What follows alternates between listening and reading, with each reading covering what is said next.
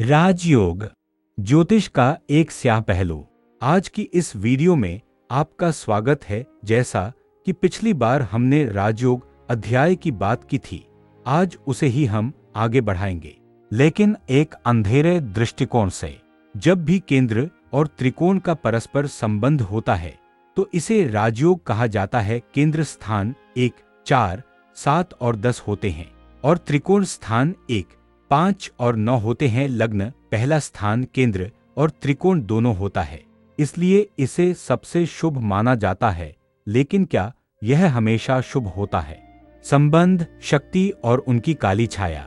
जब केंद्र के स्वामी और त्रिकोण के स्वामी के बीच संबंध बनता है तो इसे योग कारक स्थिति माना जाता है, जिससे राजयोग उत्पन्न होता है। आइए मेष लग्न के उदाहरण से इसे समझते हैं।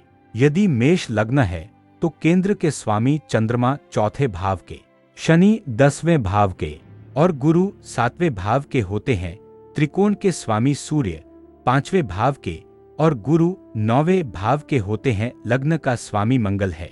इन स्थानों की शक्ति को भी ग्रेड दिया जा सकता है। केंद्र में 10वां भाव सर्वाधिक शक्तिशाली, उसके बाद 7वां, फिर चौथा। त्रिकोण में 9वां भाव सबसे शक्तिशाली, फिर 5वां। लग्न चूंकि दोनों में आता है इसलिए इसकी शक्ति अप्रतिम है। अगर मेष लग्न की कुंडली में 9वें भाव का स्वामी गुरु और 10वें भाव का स्वामी शनि के बीच संबंध बन जाए तो यह सबसे प्रबल राजयोग होगा। यह एक ऐसी शक्ति का प्रतीक है जो व्यक्ति को अप्रत्याशित ऊंचाइयों पर ले जा सकती है, अक्सर दूसरों को कुचलते हुए। राजयोग के प्रकार और उनके छिपे खतरे। राजयोग के संबंध कई प्रकार के हो सकते हैं और हर प्रकार अपने साथ कुछ छिपे हुए खतरे और अवांछित परिणाम ला सकता है। युति सहवस्थान। जब केंद्रेश और त्रिकोणेश एक साथ बैठते हैं, यह राजयोग सबसे प्रबल माना जाता है। मान लीजिए कर्क लग्न में गुरु नवमेश और मंगल दशमेश एक साथ लग्न में बैठ जाए। मंगल नीच का होता है, लेकिन उच्च के गुरु के साथ नीच भंग हो जाता है। यह व्यक्ति को काम और भाग्य दोनों में विशिष्ट उन्नति देता है, पर कभी कभी यह उन्नति दूसरों के बलिदान पर भी हो सकती है। अगर यह युति धन भाव में बने तो व्यक्ति अपार धन कमाएगा, लेकिन यह धन किस मार्ग से आएगा, यह प्रश्न चिन्ह है। वाणी प्रबल हो जाती है जो अच्छी या बुरी हो सकती है। दृष्टि संबंध। जब केंद्रेश और त्रिकोणेश एक दूसरे को देखते हैं, यह युति से थोड़ा कम शक्तिशाली होता है। यदि यह केंद्र या त्रिकोण में बने तो प्रबल होता है, लेकिन यदि इनमें से एक ग्रह अशुभ स्थान जैसे 6, 8, 12 में चला जाए तो यह राजयोग कमजोर हो जाता है और व्यक्ति को संघर्षों से गुजरना पड़ता है या फिर गलत रास्ते अपनाकर ही सफलता मिलती है। क्षेत्र संबंध, स्थान परिवर्तन। जब केंद्रेश और त्रिकोणेश अपने स्थानों का आदान प्रदान करते हैं, यह भी एक प्रबल राजयोग है। यह व्यक्ति को बहुत विशिष्ट शुभ फल देता है। उदाहरण के लिए नवमेश गुरु दशम भाव में और दशमेश मंगल नवम भाव में चला जाए, ऐसा व्यक्ति निश्चित रूप से बहुत उन्नति करता है, लेकिन यह उन्नति अक्सर दूसरों को दरकिनार करके या उनके अधिकारों को छीनकर भी हो सकती है।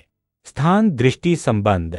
जब ग्रह एक दूसरे के स्थान को देखते हैं, यह सबसे कमजोर राजयोग माना जाता है।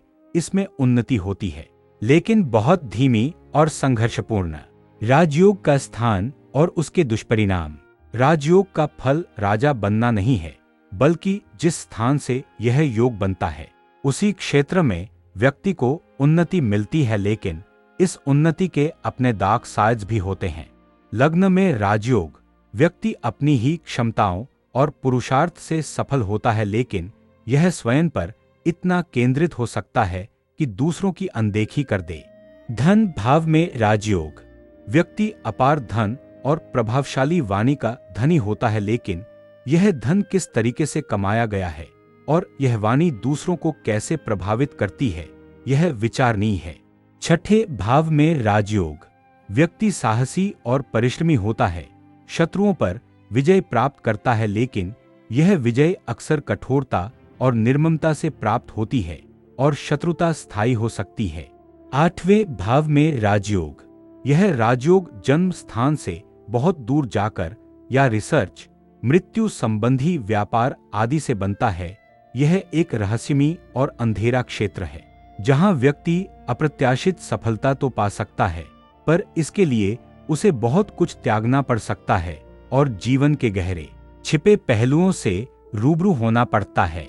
4थे भाव में राजयोग। व्यक्ति अपने गृह क्षेत्र में रहते हुए या भूमि, वाहन से सफलता प्राप्त करता है। पद प्राप्ति की प्रबल संभावना होती है, लेकिन यह सफलता दूसरों के संसाधनों पर निर्भर हो सकती है और व्यक्ति अपने आराम क्षेत्र से बाहर नहीं निकल पाता। जब कई केंद्र और त्रिकोण के स्वामी एक साथ एकत्रित होते हैं तो यह प्रबलतम राजयोग माना जाता है, जो असीमित क्षमताओं वाला होता है।